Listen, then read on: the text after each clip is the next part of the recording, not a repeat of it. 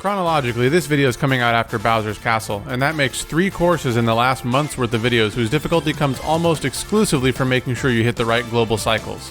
In contrast to the awfulness of Bowser's Castle though, I actually enjoy this track quite a bit. In fact, it rounds out my top 10 tracks in the game, though admittedly that's due in no small part to me being an old fogey who gets a nostalgia high every time I hear the soundtrack. Welcome to part 38 of Basic Training, where we're going to cover everything you need to know about SNES Rainbow Road on 150cc. As always, we're going to cover the recommended builds, mushroom strats, coin lines, and other advanced tips and tricks to help you start mastering the course. This tutorial is going to be broken down into 2 parts. In part 1, I'm going to go over a basic version of the run that won't include any advanced strategies whatsoever, and is designed to be widely reproducible so that you can easily conquer the Staff Coast. In the level 2 version of the run, I'm going to go over the strategies that I use in my current personal best. I'm also going to quickly cover the world record strategies here since they aren't super different from my PB. Before we get into the video, I just want to say that if you're finding these tutorials useful, I'd really appreciate if you drop a like and a comment, since this not only lets me know that you're enjoying the content, but also lets YouTube know to recommend these videos to other racers who might be looking for tips and tricks on how to improve.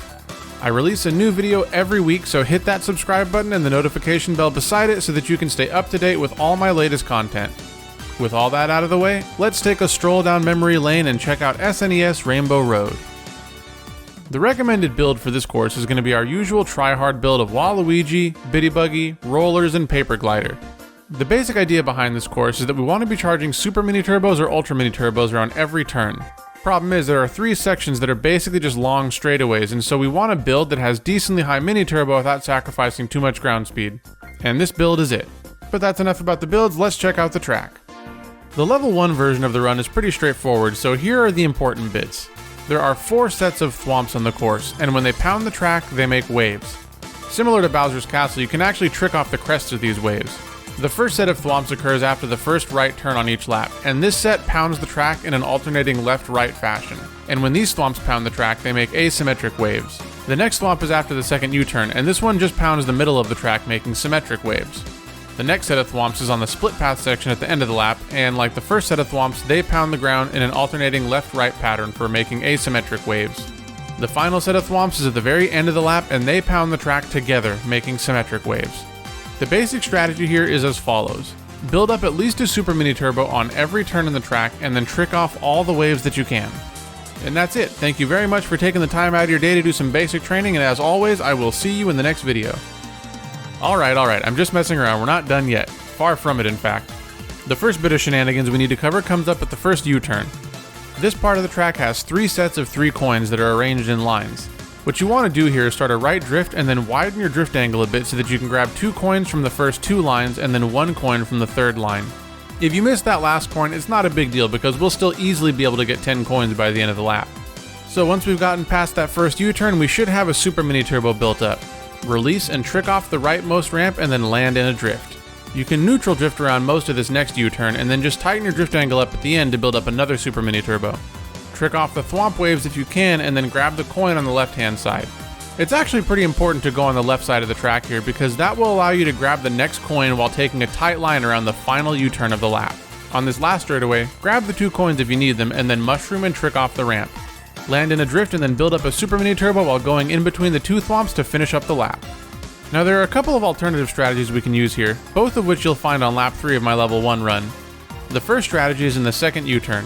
After tricking off the rightmost ramp, instead of drifting and taking a tight line through the whole turn, what you can do is take a slightly wider line at the start and then tighten your drift up to trick off the ramp. The other difference is in the last straightaway. Believe it or not, but you actually don't want to use the mushroom to trick off the ramp like we did on lap 1. It's a bit complicated to explain why, and I'll probably cover that in another video, but long story short, getting airtime increases your vertical movement at the cost of horizontal movement. Usually when you trick off of ramps, that more than makes up for the difference, but the thing is that on this track we can almost always get some tricks off the thwomps on this part of the lap, so we don't really need to go off the ramp here at all. Instead, what I do is go to the right hand side of the track, get as many tricks as I can, and then drift around the final turn. Once I get a mini turbo, I release, and when the mini turbo runs out, I use my mushroom. Before we check out a full run, let's recap the coin lines. Ideally, we're going to be grabbing 4 or 5 coins from the first U-turn. You can grab 2 more coins from the rightmost ramp and then 1 from the second thwomp. You'll get 1 more from the U-turn right after the second thwomp and then 2 more from the last long straightaway of the lap. You should have 10 coins by this point, but if you don't, you can grab one from in between the last two thwomps. And you can usually grab whatever else you need from the third set of coins at the end of the first U-turn right before the ramps that we tricked off of. Alright, now let's check how all these strats are put together in a full run.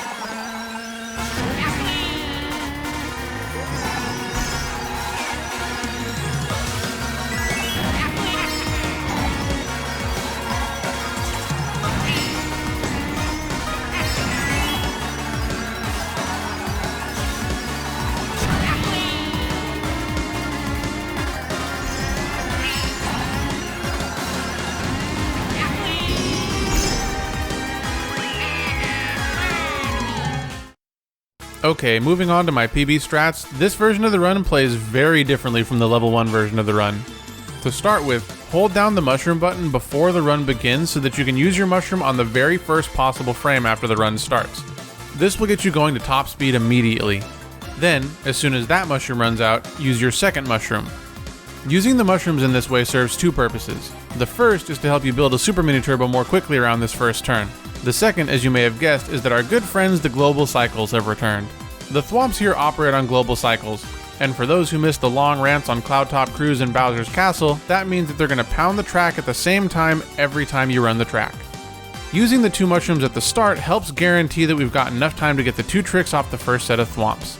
Next up is the U-turn, and this is easily the most difficult part of the entire track. Let's just take a look at how the strat looks first, and then we'll break it down in detail.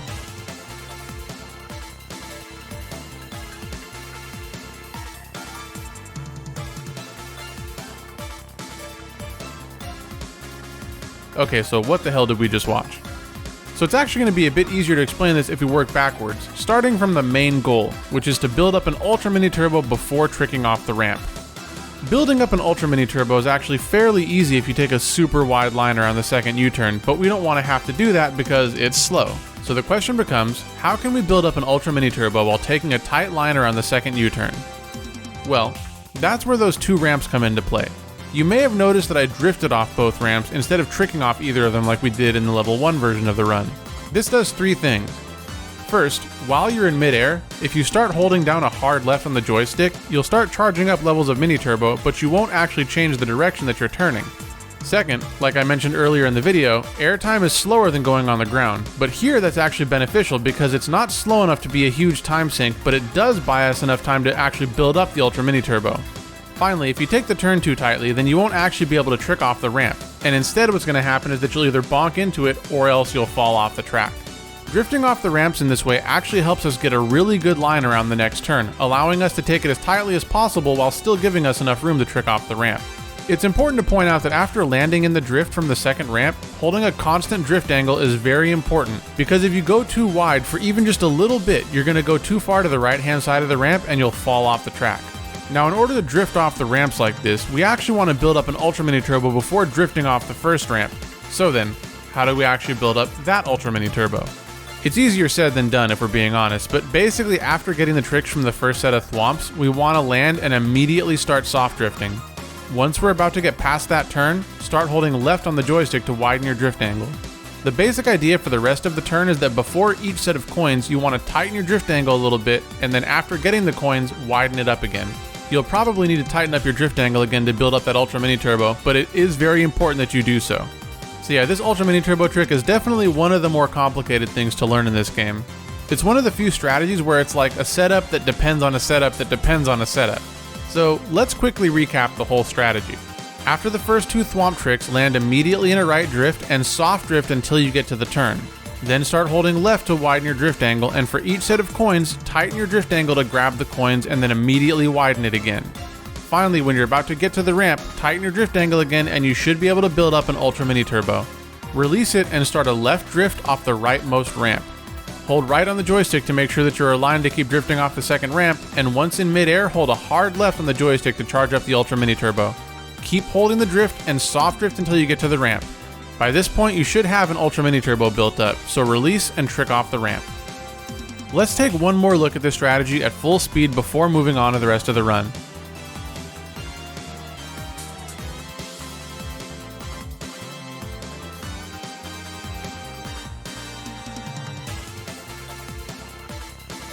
It should go without saying that the timing on all this is super tight, and even though I actually do get it successfully on lap 1, it's so close that you can't even see me build up the Ultra Mini Turbo.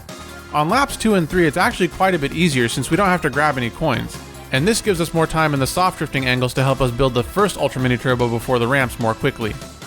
Okay, I know I've spent a ton of time on this, but thankfully we are almost done with the run. The only other thing to talk about is where to use the third mushroom, and unfortunately the answer is that it kinda depends. This is where our ancient enemies, the global cycles, rear their ugly heads. Basically what you want to do is figure out what sort of pace you're typically on, and if there's a spot where you notice, hey, if I were just a bit faster, I could get a couple extra tricks here. That's the spot where you want to use your last mushroom. The pace that I'm usually on, there's not really a good spot for me to use my third mushroom, so what I do is just use it around the final U-turn on lap 3. But again, you're going to have to experiment and find out what works best for you. Now let's take a look at my full PB run.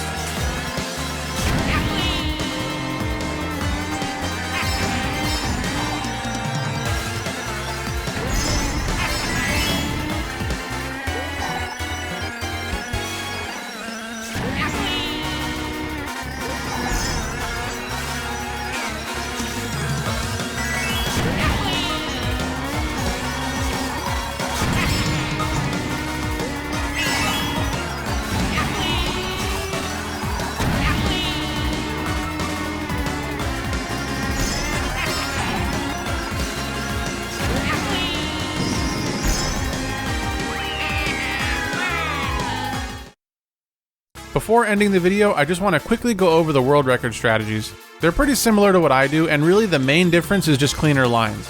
That might sound like an obvious thing to mention, but it actually allows them to get much better thwomp cycles than I get, meaning that they're tricking all over the place in situations where I usually just kind of have to drive straight through. Additionally, on some of the longer straightaways, they build up extra mini turbos using counter hop drifting strategies. Unfortunately, I haven't really been able to make this work properly. One kind of cool thing they do on lap 2 is on the last long straightaway, they use a mini turbo to actually help them clear the gap in between the two thwomps without needing to use a mushroom. And that's everything you need to know about SNES Rainbow Road on 150cc. Like Bowser's Castle, trying to improve your times on this course can be pretty frustrating because a lot of the time what ends up happening is that once you start getting even just a little bit better, you have to relearn large parts of the course. For a while, it was at the point where I literally had to force myself to slow down a bit on lap 3 because getting 2 tricks on the first 2 thwomps made up for the time loss from slowing down. Not nearly as frustrating as Bowser's Castle though, and like I said, definitely in my top 10. In previous videos, I tried avoiding putting a full level 1 run and a full PB run in the same video just because I didn't want to seem like I was padding things out. But I think it can be pretty important to see how the full PB looks, especially in the context of how it's different from the level 1 run, but let me know what you guys think down in the comments. And also let me know if and how much time you were able to save from following the advice laid out in this video because I'd love to hear that from you. Thank you very much for taking the time out of your day to do some basic training, and as always, I will see you in the next video.